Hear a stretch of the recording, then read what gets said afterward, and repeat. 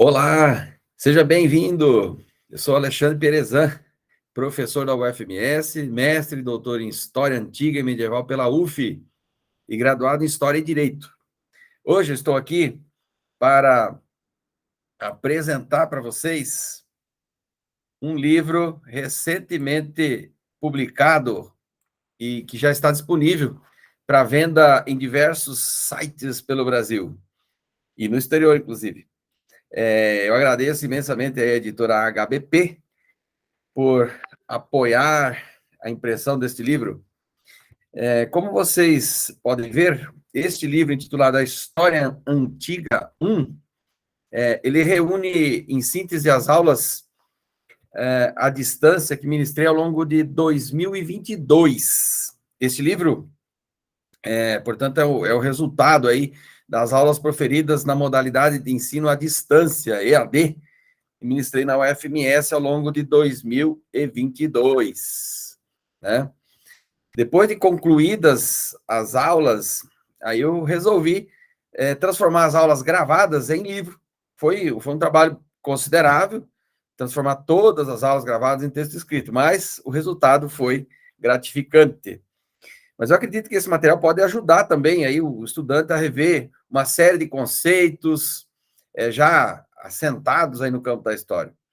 Abaixo, eu vou deixar para você aqui o link, caso você queira adquiri-lo, e não esqueça de divulgar entre os amigos, né?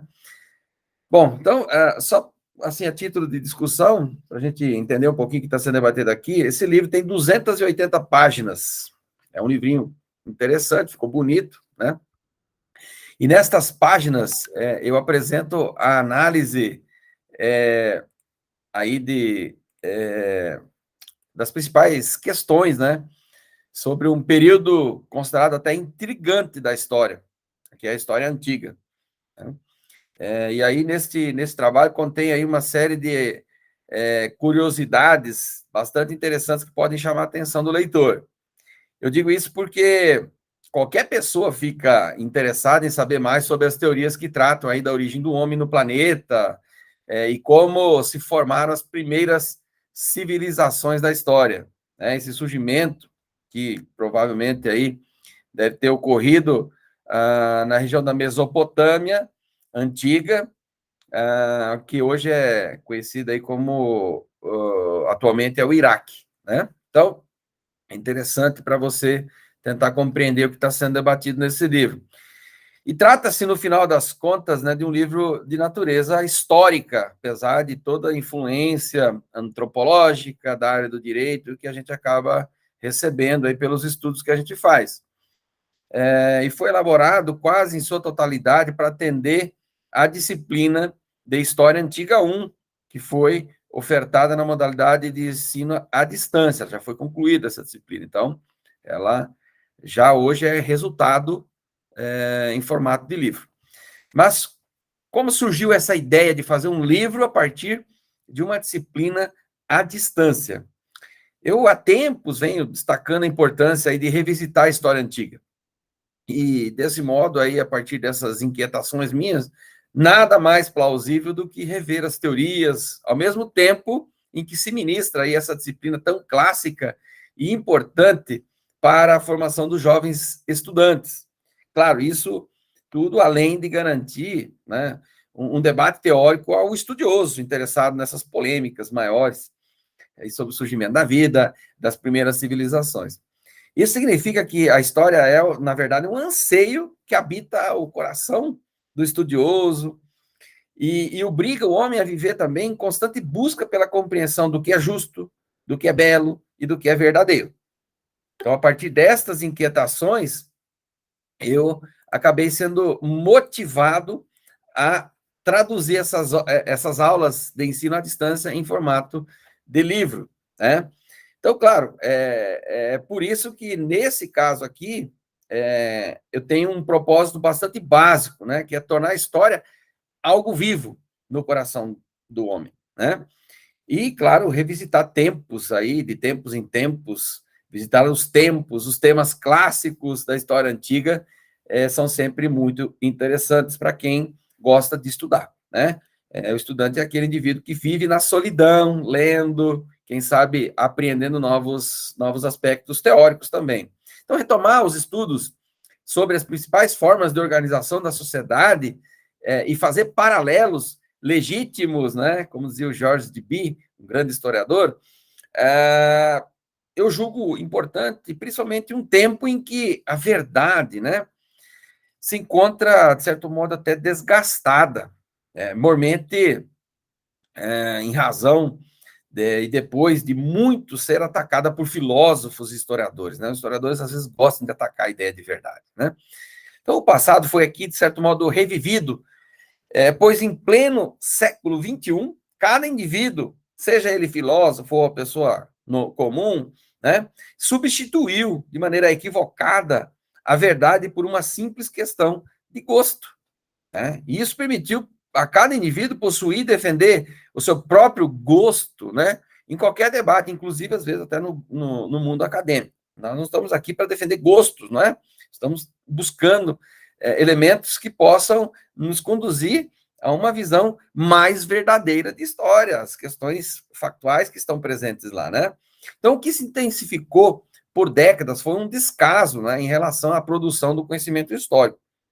E nessa linha, os historiadores produziram e legitimaram ideias e teorias muitas vezes contrárias à verdade, levando ao envenenamento de tudo o que as pessoas mais amavam e buscavam, né? Por exemplo, a família, a cultura, os resultados do trabalho, e até mesmo, às vezes, a fé cristã foi rebatida com muita agressividade. Então, tais desvios de ideias foram mais facilmente identificados nos últimos anos, mais detidamente durante a pandemia de Covid, a gente conseguiu ver isso melhor.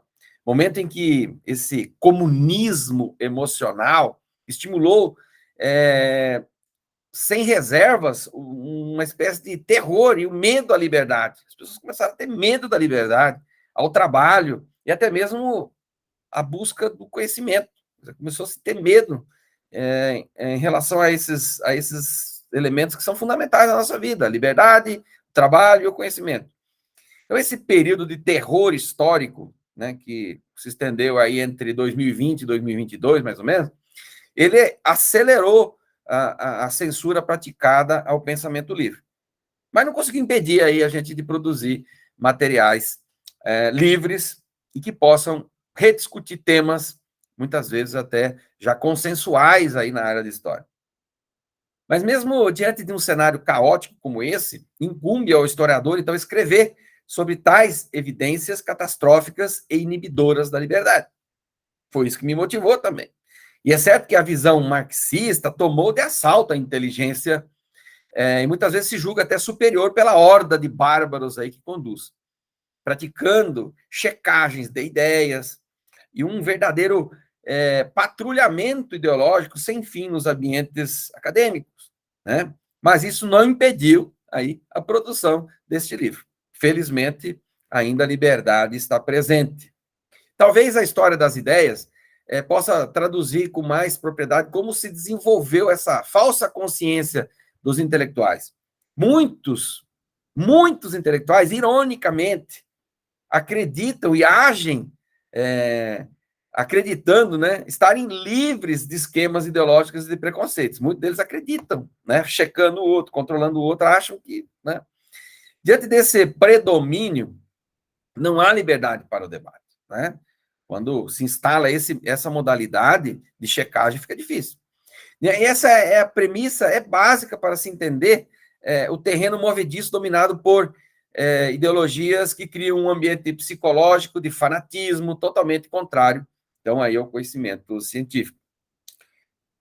Assim, com base nesses problemas todos, muitas vezes vigora uma ciência tendenciosa, que higieniza, que pasteuriza, né, um termo lá da área do pessoal da veterinária, né, ou do sanitarismo, pasteurizar o leite, né, pasteurizar ciência, que é contrária à ideia de liberdade, que atua apenas na reação a toda atividade da vida humana.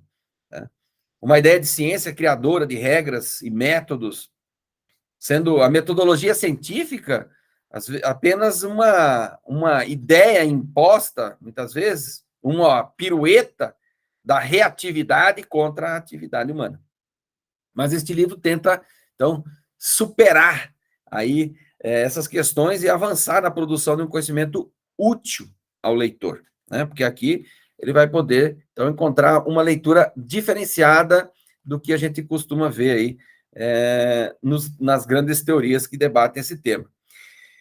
Bom, para finalizar, eu espero, né, que esse texto deste livro, inicial ainda, ele possa fomentar aí as virtudes mais elevadas e, quem sabe, até o desejo meritocrático pelo estudo detido das questões históricas, né? Motivar os alunos, valorizando a liberdade e a busca pela verdade, né? Contrariando aí muitas ideias, até mesmo ideias ditatoriais do pensamento que se encontram presentes no meio acadêmico, às vezes até travestida de sinceridade democrática. Mas espero que goste, ajude a divulgar esse livro. E até a próxima. Um grande abraço a todos aí, espero que gostem, leiam. E aqui tem um outro livro meu também. Esse aqui foi traduzido para o inglês. Um grande abraço.